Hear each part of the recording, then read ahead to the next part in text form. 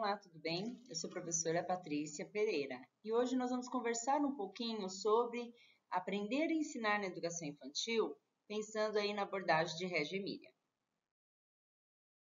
Então, quando a gente fala dessa questão do aprender e do ensinar dentro da educação infantil e a abordagem de Reggio Emília, a gente tem que entender algumas concepções, entender algumas linhas, entender qual é o percurso realmente que isso chegou e o que é o real significado, né, do ensinar e do aprender segundo essa abordagem. Então, para quem não me conhece, eu sou mestre interdisciplinar em ciências humanas, especialista em educação especial, trabalho com a questão de políticas públicas voltadas para a educação infantil e educação especial, e atualmente desempenho um papel dentro da Prefeitura Municipal de São Paulo com a questão do Cefai. Então, nós vamos iniciar a nossa aula falando um pouquinho sobre o que será que é esse significado, né? Pegando uma frase da própria abordagem de Reggio Emília. Então, a extensão do conteúdo do relacionamento entre professor e aluno é focalizado sobre o próprio trabalho e não sobre as rotinas ou sobre o desempenho das crianças em tarefas acadêmicas. A mente dos adultos e das crianças está direcionada à questão de interesse de ambos.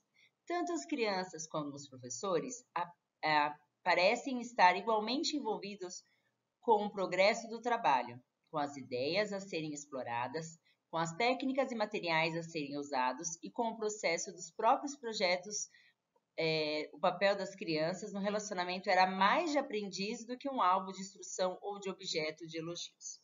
Então, o que a gente tem como concepção aqui? Que professor e aluno, eles têm essa tarefa de ensinar e de aprender conjuntamente. Não existe isso de o professor estar sempre à frente e o professor determinar realmente o que o aluno vai aprender. Não.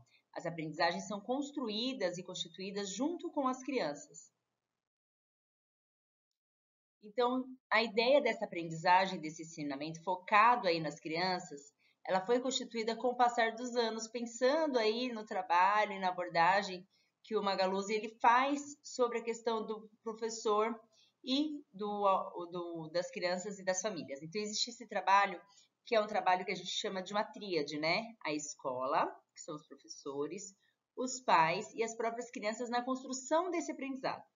Então, vai se inspirar inicialmente numa visão de Piaget, onde o objetivo é oferecer condições de aprendizagem para que eles consigam aí compreender e ter a questão de descontextualizar o que a criança aprende sozinha. Então, esse trabalho de conjunto tem que sempre pensar também que a concepção de Piaget leva àquela questão do aprendizado pelas questões da interrelação.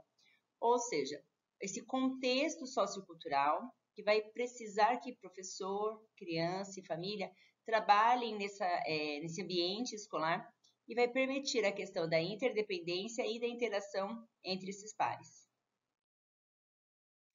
Pensando aí na abordagem de Vygotsky, também nós vamos pensar que ele traz uma abordagem aí dentro da concepção de Reggio Emília, dentro dessa ideia, né, de ensino e de aprendizagem de Reggio Emília. Então, o Vygotsky ele faz nos lembrar da questão do pensamento e da linguagem, como eles operam juntos, de forma que essas ideias, esse planejamento da ação precise passar pela questão do pensamento e da linguagem para chegar realmente na questão da execução. Então, os alunos as crianças, né, vão passando por esse processo de pensar, de falar e de executar. E com isso aí, tendo controle desta ação que vai sendo significativo para as crianças. O John Dewey também é um precursor daí das ideias que vão compor, né, a abordagem de Reggio Emília e vai trazer que essa aprendizagem ele acontece num processo ativo e não através de uma transmissão de conhecimento pré-moldado aí para o professor para o aluno. Então, ele vai acontecer nesse processo de interação. Então, o Dewey ele vai falar sobre a questão do conhecimento que ele é construído por meio de atividades que os professores colocam por meio das experimentações dentro dos campos de experiência, que esses campos de experiência têm que ser ambientes livres, tem que trazer a participação e a interação das crianças durante essas aprendizagens. E essas aprendizagens podem acontecer em qualquer espaço educativo. Sobre os princípios dessa abordagem, né? A gente vai pensar que todos os espaços da escola são educativos, mas os espaços externos da escola também são. Então, as escolas sem muros, né, elas mostram essa conexão entre a questão da cidade, da família, das organizações sociais, culturais, todos juntos para esse processo que leva a criança a construir o seu próprio conhecimento. Esse processo que vai dar conta aí das potencialidades das crianças, enxergando o que eles são capazes de estabelecer e como que isso se relaciona com o mundo real que eles vivem. Então, essa questão do que trazer as abordagens externas da escola para dentro da escola e trazer tudo que eles aprendem dentro da escola para o movimento externo também. Então, trabalhar com essa questão da sociedade, da cultura, para que tudo isso fomente aí a aprendizagem realmente significativa para essa criança. E esta metodologia ela vai se basear em princípios do respeito, da responsabilidade, da participação dessa via comunitária, a exploração e a descoberta de um mundo seguro, enriquecedor. Então, dentro dos pilares da abordagem, nós precisamos ter sempre essa questão que o ambiente ele vai ser algo que é educativo também. Então, é dentro deste ambiente, é dentro dessa concepção de sala de aula, de espaço de escolarização, que a criatividade, o respeito e a relação entre as crianças, mesmo de muito pequenas, vão se constituindo, porque tudo que se aprende dentro do universo escolar vai levar depois para a sociedade. Então, as escolas de Reggio Emilia, elas não têm um currículo planejado. A cada ano, sempre são definidos alguns projetos, sejam eles de curto ou de longo prazo, que servem para a estruturação do trabalho do docente. Mas eles podem ser modificados conforme a necessidade das crianças ou a necessidade do próprio docente. Os professores, eles sempre têm que estar atentos sobre a questão da criança em si. Então, os professores têm que pensar sempre que essas crianças são observadores, que essas crianças são pesquisadores, e o professor também tem que ser observador e pesquisador. E o docente ele vai permitir que as crianças façam as suas escolhas, a partir delas, junto com elas, vão se discutir aí realmente qual é a finalidade desse aprendizado. Então, ensinar e aprender neste contexto, né, da abordagem de Reggio Emilia, sempre vai pensar o professor como aquele que observa, como aquele que pesquisa, como aquele que, junto com as crianças, constrói a questão da aprendizagem. E o professor, dentro dessa concepção de Reggio Emilia, também é aquele que tem que escutar a criança.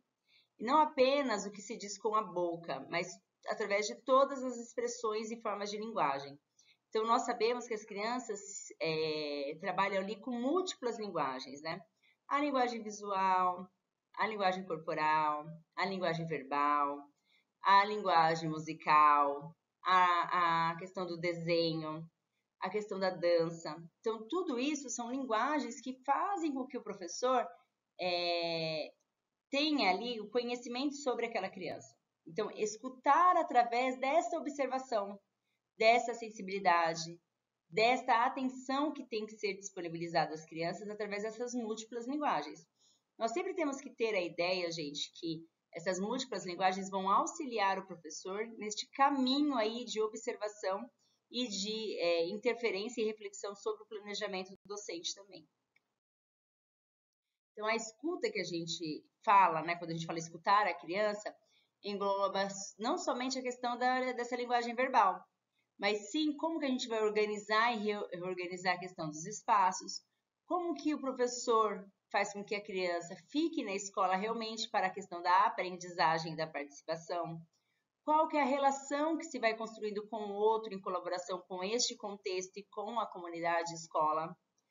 O diálogo também ele tem que estar presente nesta relação e através dela é possível a gente sempre expor e fazer várias descobertas. Então, o papel do professor tem que ser pautado nessa questão do olhar atento, dessa escuta ativa, dessa questão da reorganização e organização do seu planejamento através da reflexão da sua própria prática. E a abordagem Reggio Emilia, ela também vai valorizar a representação simbólica, os espaços que são organizados dentro desses ambientes educativos, que ele precisa ser lúdico, ele tem que estar com atividades que permitam às crianças a explorar essas diferentes linguagens, como a gente falou, a questão da arte, da pintura, da música, da pesquisa. Vai colocar a criança sempre como protagonista, ou seja, ele está à frente ali da sua aprendizagem. Vai fazer com que as crianças tenham um controle sobre o direcionamento dessas aprendizagens, permitindo a questão de descobertas por diversas linguagens. E um aspecto de grande importância que nós temos é a questão da organização desses espaços. Como que esses espaços organizados eles vão enriquecer essa abordagem educacional, favorecer e promover a questão da oportunidade das crianças de explorarem realmente o seu potencial de aprendizagem, seja nas aulas sociais, afetivas ou cognitivas, ou seja, explorar a criança de forma global ali, a questão de diversas aprendizagens. Nós finalizamos essa aula por aqui, damos continuidade daqui a pouquinho, até a próxima aula.